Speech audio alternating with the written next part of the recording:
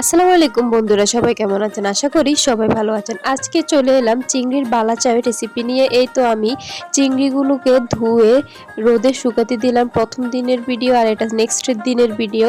তারপরে এখানে কয়েকটা রসুন কুচি করে নিলাম, পেঁয়াজ কুচি করে নিলাম আর চিংড়ির শুটকিগুলো।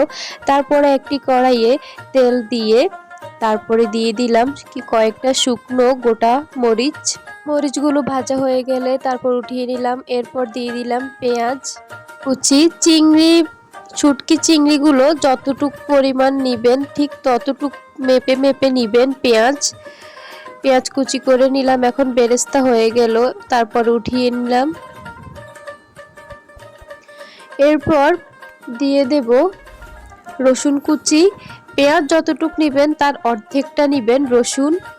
এখন রসুনগুলো আমি ওই তেলে ভালোভাবে ভেজে নেব। যখন রসুনগুলো ব্রাউন কালার হয়ে আসবে তখন রসুনগুলো আমি নামিয়ে ফেলব।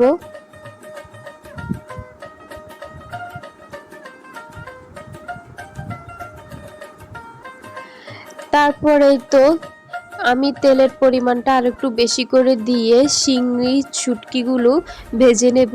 পরবর্তীতে এই তেলটা আপনারা অন্য রান্নার কাজেও ব্যবহার করতে পারবেন। চিংড়ি শুটকিগুলো আমি এখন তেলে ভেজে নেব। যখন একটু ব্রাউন কালার হয়ে আসবে তখনই আমি চিংড়ি শুটকিগুলো নামিয়ে ফেলবো। তেলগুলো ছেঁকে আমি রেখেছি। তারপরে এই তো চিংড়ি শুটকিগুলো ভাজা হয়ে গেছে।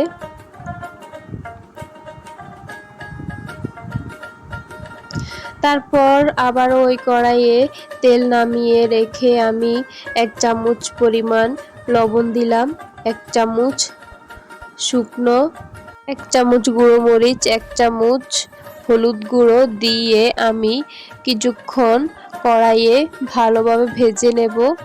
এতে করে হলুদের যে একটা স্মেল তার থাকে না।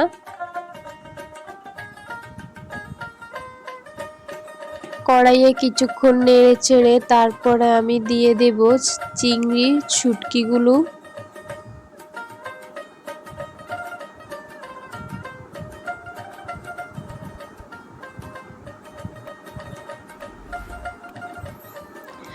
চিংড়ি মাছের শুটকিগুলো দিয়ে আমি ওই হলুদ গুঁড়ো, মরিচ গুঁড়ো, লবণ একসাথে মিক্স করে নেব।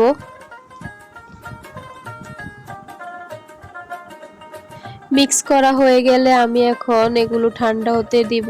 তারপর একটি বাটিতে শুকনো মরিচগুলো নিয়ে হাত দিয়ে এখন ভেঙে দেব। বন্ধুরা, ভিডিওর ভিতরে বলতেছি, যারা ইউটিউব থেকে বেল বাটনটি প্রেস করে সাবস্ক্রাইব করতে ভুলবে না। ফেসবুক থেকে লাইক, কমেন্ট, শেয়ার করে বন্ধুরা সবাই ফলো করে দেবে। তারপরে তো পেঁয়াজের বেরেস্তা দিয়ে দেব, রসুনের বেরেস্তা দিয়ে দেব। তারপর দিয়ে দেব চিংড়ি শুটকিগুলো দিয়ে ভালোভাবে সবগুলো একসাথে মিক্স করে নেব।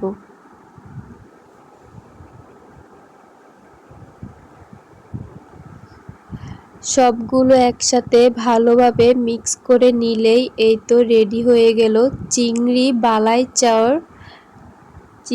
বালাই চাউ রেসিপি। আপনারা ভাতের সাথেও খেতে পারেন, বিরিয়ানির সাথেও খেতে পারেন, যেভাবেই ভালো লাগে সেভাবেই খেতে পারেন।